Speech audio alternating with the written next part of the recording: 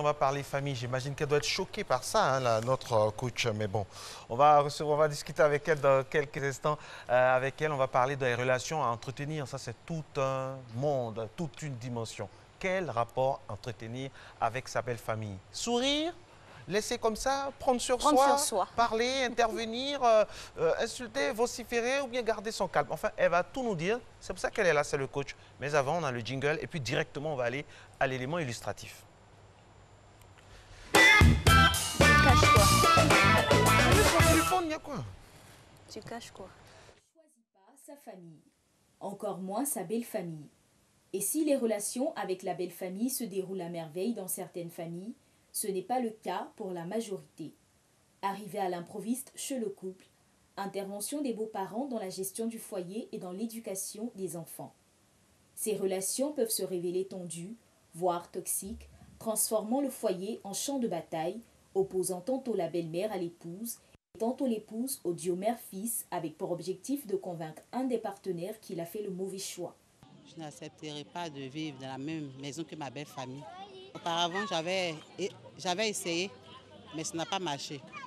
J'ai dû quitter la maison, j'ai abandonné mon mari et suis rentrée en famille. Je ne peux pas accepter de vivre dans la même maison avec ma belle famille.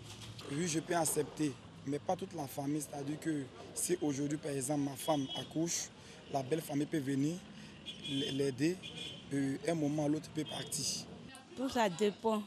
Peut-être le frère ou la soeur de mon mari peut venir, mais pas la belle-mère ou bien le beau-père. Peut-être s'il est quelque temps pas pour vivre jusqu'à 1 an, 2 ans, on ne peut pas accepter. Elle est assise et puis toujours c'est elle le matin, c'est elle qui dit on doit faire ça, on doit faire ça. Sur la première place du podium, il y a bien sûr belle-maman. Les conflits viennent surtout de la belle-mère. Elle n'aime rien et pour elle, son petit chéri a fait une grosse erreur. Arrive ensuite beau-papa, qui ne s'exprime pas souvent, mais qui n'en pense pas moins. Et la troisième place du podium revient à la cohorte des beaux-frères et des belles-sœurs, toujours promptes à ouvrir le feu. Moi, c'était venu pour passer un concours chez moi, bien venir faire un séjour, mais se lever un moment quand tu viens, bon, quand c'est mon frère, il travaille, il vient, et puis je suis assis, et puis voilà, je ne m'amène pas, et puis même ma femme est là, il prend qu'on appelle la télécommande, et puis il m'en plus, il s'est dit qu'il est autorité, parce qu'il est son frère, c'est pas logique, parce que quand tu viens, il y a un minimum de respect pour ton frère et sa femme. Mes beaux-frères peuvent venir, quelquefois, pas toujours. Quelquefois chez moi, il avait devenu dur. Une fois, j'ai gentil à tes belles familles, eux aussi là. Ils vont dire, mari de mon frère, mari de ma soeur, femme de mon frère, ou bien ma belle, elle est trop gentille. Quand ils voient les gens, elle est souriante. Mais quand tu vois tes beaux partis, c'est ta mine. Quand ils viennent chez toi, la main que tu peux pas dans ton mari, tu es bizarre en tout cas. Et même quand ils te voient, et même ils ne veulent pas que tu restes dans le foyer même. Comment survivre à cette situation et entretenir des rapports sains et épanouissants? Réponse: se fixer des limites. En Afrique, un adage très connu prétend que, quand on se marie, on épouse aussi les beaux-parents. En réalité, former un couple, c'est apprendre à savoir composer avec ses propres parents et ses beaux-parents, mais aussi à s'en éloigner pour construire une vie de couple harmonieuse. Et voilà, postulat établi. Et on a envie de rebondir tout de suite avec notre docteur sur le plateau. Bonjour docteur Laura. Bonjour Alice, bonjour Marco. Bienvenue. Merci. On avait la célèbre phrase qui dit qu'en Afrique, quand on se marie, c'est la belle famille aussi ou c'est toute la famille qu'on épouse. Exactement. Vous épousez cette pensée? Mais écoutez, c'est deux familles qui vont s'unir à travers deux individus. Donc ça se comprend qu'on tienne compte des belles familles dans la relation de couple, puisque l'individu que nous allons épouser ne s'est pas fait tout seul. Il vient d'une communauté familiale, d'un groupe familial, et il a été construit par ce groupe-là. Donc du jour au lendemain, on ne peut pas se couper de sa famille sous prétexte qu'on est marié. Ce ne serait pas correct. Ce serait plutôt l'inverse qui est normal, de continuer de fréquenter la famille, la belle famille, mais en sachant raison garder. Qu'est-ce que ça signifie concrètement, hein, établir une relation saine? Parce que la relation saine de Paul n'est pas la relation saine de Pierre, d'Ismaël ou de Moussa. C'est quoi établir une relation saine qui serait vraiment bien pour tous? Une relation saine, c'est une relation sans manigance, sans mesquinerie, une relation où on est épanoui et on va vers l'autre en toute confiance. On n'est pas dans le jardin d'Éden. En toute bienveillance.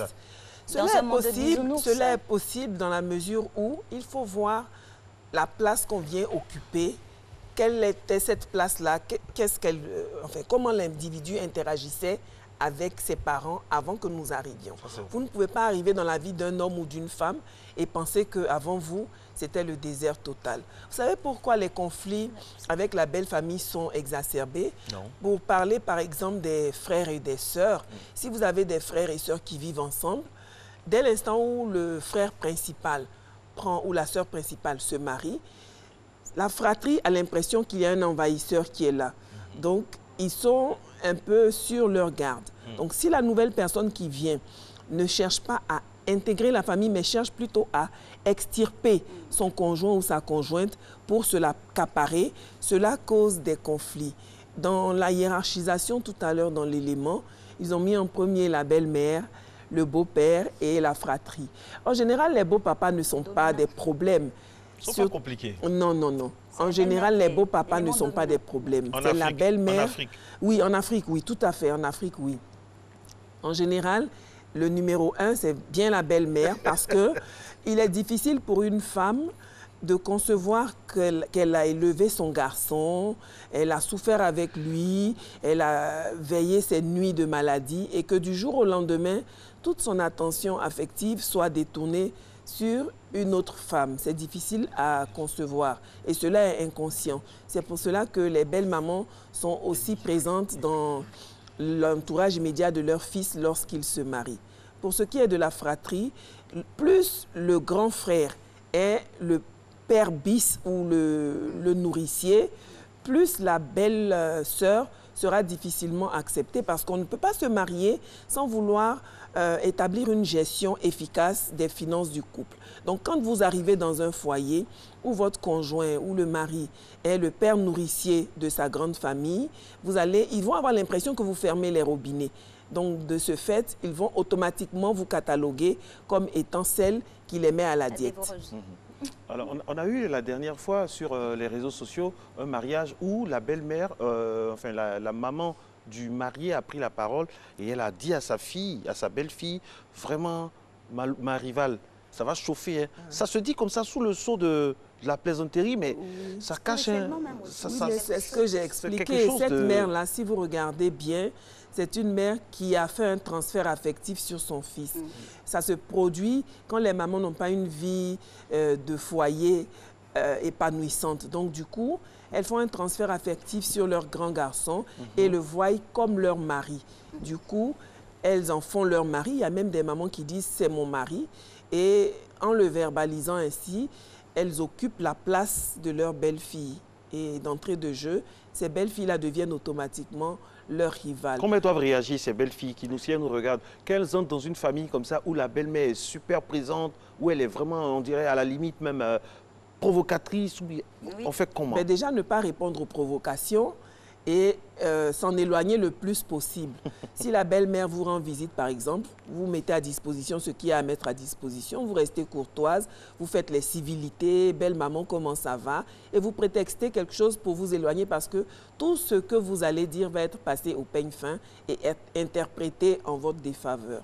Surtout, il ne faut pas penser que quémander l'affection de cette belle-mère-là va résoudre le problème, bien au contraire. Plus vous allez quémander l'affection de cette belle-mère acariâtre, plus elle va penser que vous êtes consciente du fait que vous êtes en position de faiblesse et vous influencez ou vous piétinez. Donc il faut rester courtoise, il faut rester soi-même, mais ne pas répondre aux provocations.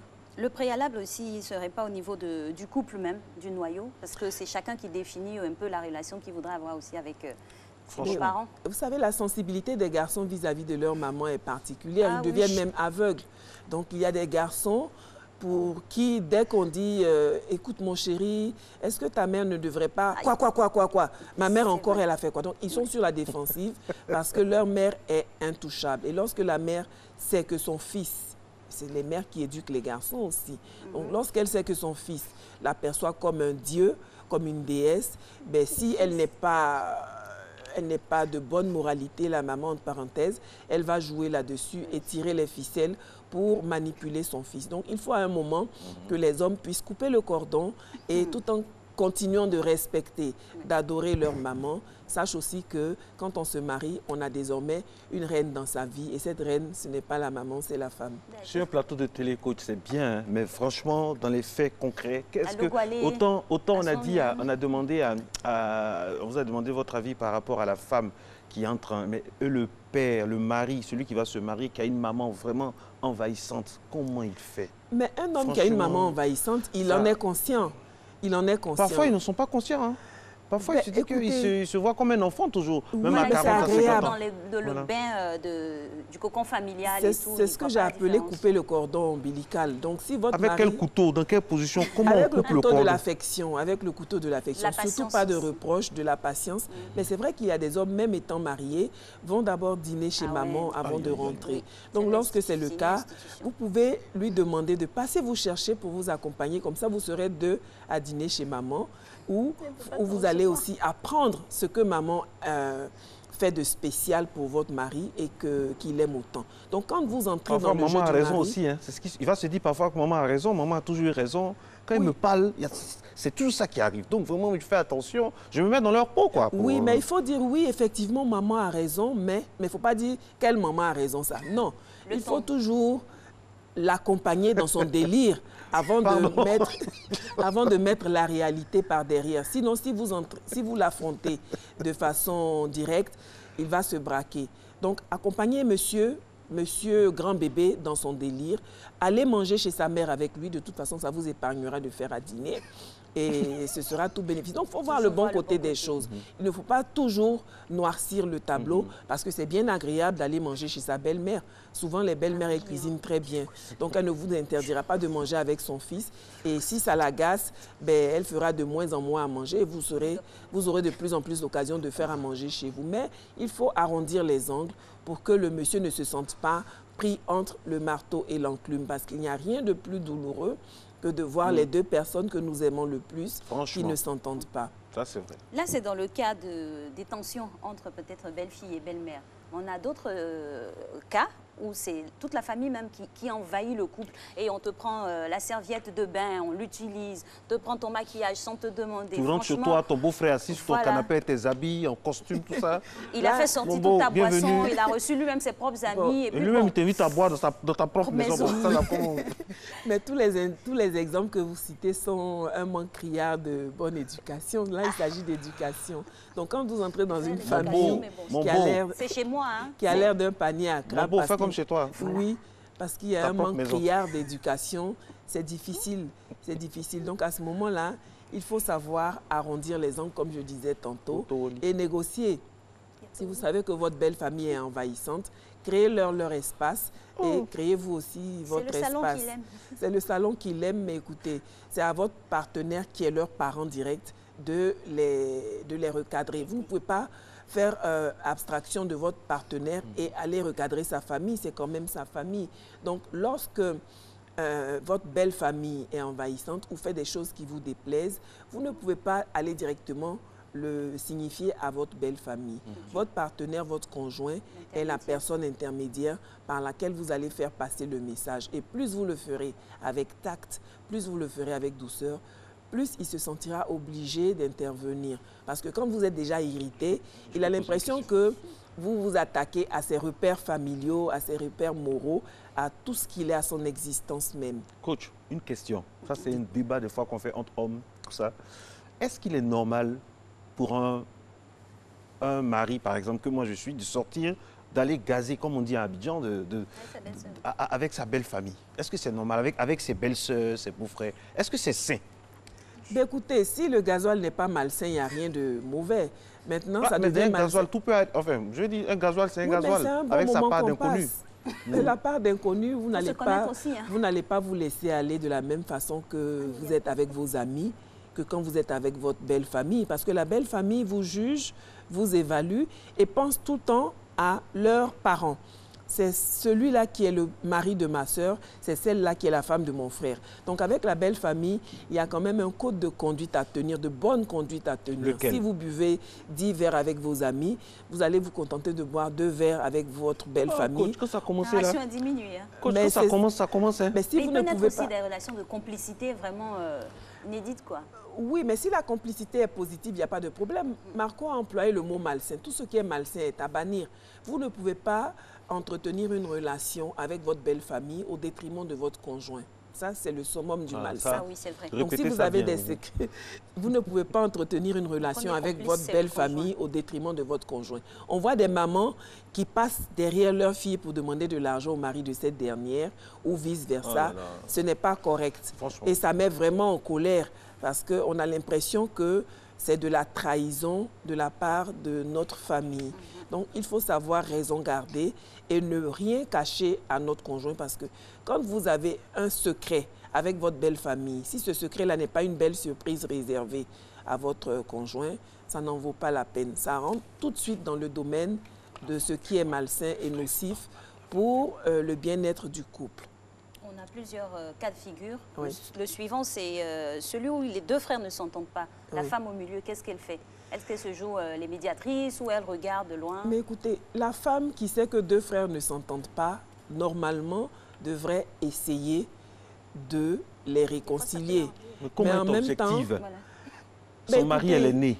Il ne parle pas avec son petit frère. Oui. Et la femme qui est là, il y a son mari, il y a toujours ce côté où on est obligé de prendre parti. L'objectivité, on prend un coup. Voilà. Comment ça je se veux passe? dire, Voilà. Écoutons bien, Alice. Oui. Oui. La femme ne peut pas porter les difficultés familiales de son mari. Donc, il y a plusieurs types de conflits. Il y a des conflits endogènes, il y a des conflits exogènes. Si le conflit est directement un conflit entre les deux frères, alors elle peut essayer de le régler. Mais si c'est un conflit familial dans lequel les deux frères ont des postures différentes, elle ne peut pas savoir les tenir, les aboutissants. Il faut savoir que ça la dépasse. Elle doit juste rester en dehors de ça, éviter de se prononcer, même devant son mari qui est concerné, parce que tout point de vue qu'elle donnera pourra influencer positivement ou négativement son mari. Et lorsque ça n'ira pas comme il voudra, il pourrait lui en vouloir d'avoir influencé, mal influencé son jugement. Et si ça capote, que sa famille lui manque, il pourrait avoir le sentiment, inconscient ou conscient, que l'arbitrage de sa femme l'a éloigné de sa famille et ça peut avoir des répercussions sur la vie du couple. Et les familles où on a pratiquement la belle-fille qui est transformée en esclave, quand il y a des fêtes, tout ça, elle doit les préparer du matin à 7h jusqu'au soir à 18h. Est-ce que tout ça là c'est utile? Est-ce que c'est là qu'on juge la fiabilité? Mais écoutez, la belle-fille cherche à prendre ses points, hein. Elle cherche à prendre ses points. Donc plutôt que de... Il y a des méthodes. Il faut prendre des points qui ne vont pas vite finir aussi. Bien sûr, il y a des méthodes. Plutôt que de venir s'affairer dans la cuisine de la belle-maman, il est préférable de faire vos plateaux chez vous, dans votre cuisine où vous êtes autonome, et de les apporter. Comme ça, vous arrivez toute fraîche, vous arrivez avec une belle image, bien habillée, vous sentez bon, et personne ne vous dira comment faire. Par contre, si vous voulez vous mettre dans le groupe de la belle famille en immersion, c'est dangereux, avec toutes les belles filles, c'est dangereux dans la mesure où on va vous dicter des façons de faire qui ne sont pas forcément les meilleures ni les vôtres. Et quand vous allez vouloir innover, on peut vous critiquer, vous juger. Donc, ce ne serait pas la meilleure façon. Donc, la meilleure façon de contribuer, c'est de préparer vos plateaux chez vous et d'apporter à manger. Vous aurez contribué, mais en préservant votre intégrité physique et morale. Là, on a beaucoup parlé du rôle de la belle-fille. Oui. Mais dans le cas d'un beau-fils, il y a aussi des mamans de filles qui sont très présentes, Oui. ou qui sont aussi très gentilles. Quel est le rôle du beau-fils dans tout ça? Le beau-fils, en général, les mamans, elles chouchoutent les beaux-fils. C'est vrai. Elles chouchoutent plus leur beau-fils que leur belle-fille. C'est le paradoxe, mais c'est comme ça. Pourquoi? Parce qu'elles ont l'impression que leur fille étant mariée à ce monsieur bien, elles ont tout intérêt à l'amadouer pour qu'ils prennent soin de leur fille. À l'inverse, la belle-fille n'est jamais assez bien pour la belle-mère. Pourquoi? Parce qu'on a l'impression que cette dernière va venir profiter de notre fils, de son pouvoir d'achat, de sa gentillesse, de tout ça. Donc, en général, quand la maman de la femme est envahissante, qu'est-ce qui se passe? On va avoir un monsieur qui va se retirer progressivement dans sa chambre pour finir comme un ermite. Donc, si vous arrivez dans une maison que le monsieur est tout le temps dans la chambre et que la belle-mère est dans les parages, ça veut dire qu'il est envahi par la belle-mère. C'est un indicateur. J'ai une question, deux questions aussi. La première question, les visites de la belle famille. Tolérer ça jusqu'à quel seuil? Ça, c'est un. Et puis de deux, on me dit qu'il y a une dame qui dit Monsieur Govoy, Alix, tout ça là, ça ne sert à rien. Parce que quand le monsieur n'est plus là, décède, on vient et on vous arrache tout. Ah oui.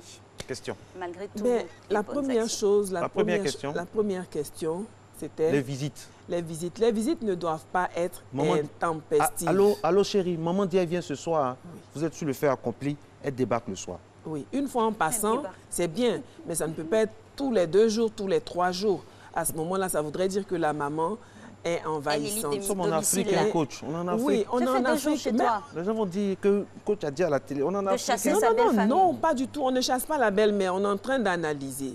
Une belle-mère qui est tout le temps fourrée chez son fils ou chez sa fille, tout en visite, mais il faut que la visite ait un motif. On ne peut pas venir tout le temps, même si elle est veuve en Afrique, et oisive. Il n'y a pas de motif en Afrique. Voilà. Venez voir les petits-enfants. En Afrique, chaque jour même, c'est un motif. C'est son droit. C'est le droit de la belle-mère de rendre visite. Mais il ne faudrait pas que ce soit intempestif. Elle peut venir passer une semaine à la maison pour profiter un peu de ses petits-enfants, profiter aussi de votre cadre familial.